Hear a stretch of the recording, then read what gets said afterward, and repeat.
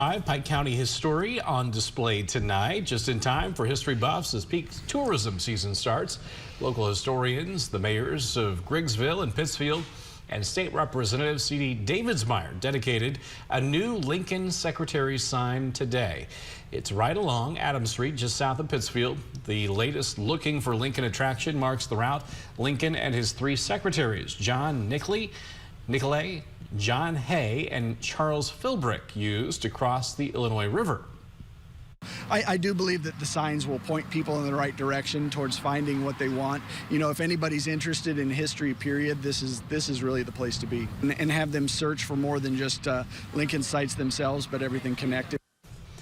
That other sign can be found on the south side of I-72. Davidsmeyer says they plan to bring two more signs, one facing south for those heading north to Griggsville and another on the Griggsville end headed toward Pittsfield.